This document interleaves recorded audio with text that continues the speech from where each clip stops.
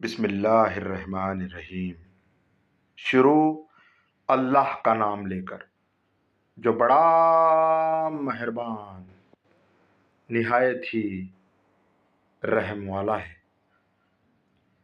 جب خدا کی مصلحتیں سمجھ آ جائیں تب دل ضد چھوڑ دیتا ہے۔ قرآن کہتا ہے اور پھر تمہاری من پسند چیز وہ تم تک لائے گا مقررہ وقت پر، اور تم حیران ہو جاؤ گے انشاءاللہ۔ انسان ہر شے کے بغیر رہ سکتا ہے مگر اللہ کی محبت کے بغیر نہیں رہ سکتا۔ یہ جو فجر کے وقت خاموشی اور سکون ہوتا ہے، یہ دنیا کی کسی دولت اور آسائش میں نہیں، یہی وہ وقت ہے جو آپ کو آپ سے آشنا کرواتا ہے۔ اے اللہ تعالیٰ، میری مدد فرما کہ میں تیرا ذکر کروں اور تیرا شکر ادا کروں اور تیری اچھی عبادت کروں۔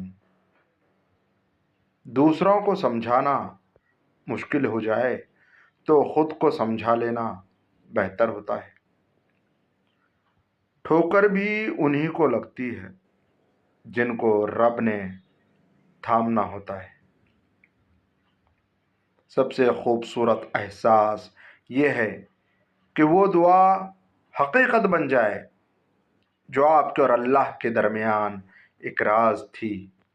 یا اللہ ہمارے گناہوں کو معاف کر دے اور ہمیں صحیح راہ پر چلنے کی توفیق عطا فرما۔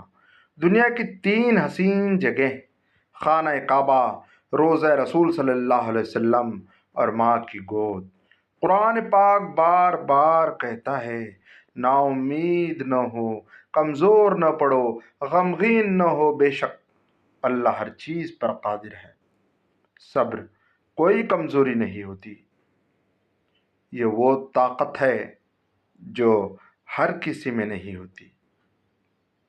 اے میرے مالک، اس دن کی ذلت سے بچانا جب تو پکارے اے مجرموں آج الگ ہو جاؤ۔ جب کوئی ٹوٹ کر تڑپ کر اسے پکارتا ہے تو وہ اس کی دعا قبول کرتا ہے۔ سورہ نمل 62۔ اللہ کے ساتھ کیے گئے کسی معاملے میں خسارہ نہیں، پھر وہ صدقہ ہو یا خیرات، تجارت ہو یا محبت، راز و نیاز ہو یا دعا۔ کچھ راز صرف اللہ اور بندے کے بیچ میں ہوتے ہیں۔ ہماری کچھ غلطیوں کو صرف اللہ ہی جانتا ہے۔ اللہ سے چپ کے کہتے رہیں کہ آپ اس پر شرمندہ ہیں، وہ کرم کر دے گا۔ اللہ تو وہ بھی جانتا ہے جو انسان نہیں جانتا۔ تمہارے آنسوؤں سے کسی کو کچھ فرق نہیں پڑتا۔ کبھی یہ مت سوچنا کہ تمہارے آنسوؤں کی وجہ سے سب تمہاری قدر کرنے لگ جائیں گے۔ تم خود کو جتنا روتا ہوا دکھاؤ گے، لوگ تمہیں اتنا ہی رلائیں گے۔ خفا بھی ہو تب بھی محبت کرنا نہیں چھوڑتا۔ میرے اللہ کی ناراضگی بھی اتنی پیاری ہے۔ اے ایمان والو، جب جمعہ کے دن نماز کے لیے پکارا جائے تو اللہ کے ذکر کی طرف لپکو اور خرید و فروخت چھوڑ دو، یہ تمہارے لیے بہتر ہے اگر تم سمجھو۔ کس انسان کو راضی کرتے پھرو گے؟ بس اللہ کو راضی کر لو، اس نے چاہا تو ساری پریشانیاں ختم ہو جائیں گی۔ تم کسی شخص کے اندر کی حقیقت کو کبھی نہیں جان سکتے۔ تم کو کیا خبر یہ مسکرانے والے خدا کے روبرو کتنا روتے ہیں۔ سب سے بہترین راستہ قرآن پاک دکھاتا ہے۔ اگر ہم چاہتے ہیں کہ وہ ہماری ہر شدت پہ کن کہہ دے تو ہمیں یہ بھی سوچنا ہوگا کہ ہم نے اس کے کس کس بلاوے پر لبیک کہا ہے۔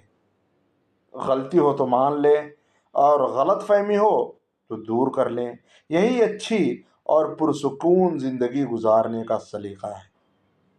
اللہ تعالیٰ اپنے بندے کی تڑپ کبھی ضائع نہیں ہونے دیتا۔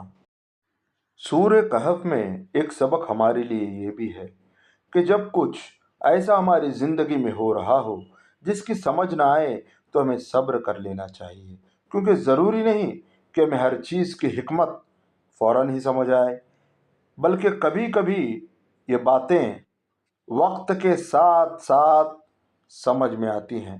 وقت سارے دروازے کھول دیتا ہے۔ ٹینشن، ڈپریشن، مصیبتیں، اداسیاں، سر درد، اور ان کا حل نماز، تلاوت اور قرآن پاک ہے۔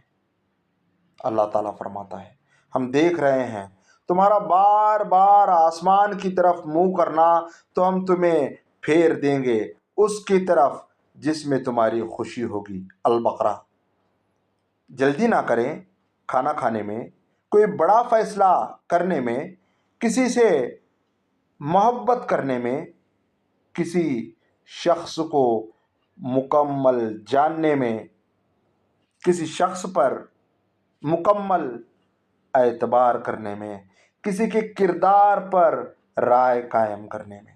امام شافعی رحمۃ اللہ علیہ فرماتے ہیں، قرآن پاک میں ایک ایسی آیت بھی ہے جو ظالم کے دل میں تیر اور مظلوم کے دل پر مرہم ہے۔ سننے والے نے پوچھا، وہ کون سی؟ آپ نے فرمایا، جس کا مفہوم یہ ہے، اور تیرا پروردگار بھولنے والا نہیں ہے، بے شک۔ سبحان اللہ۔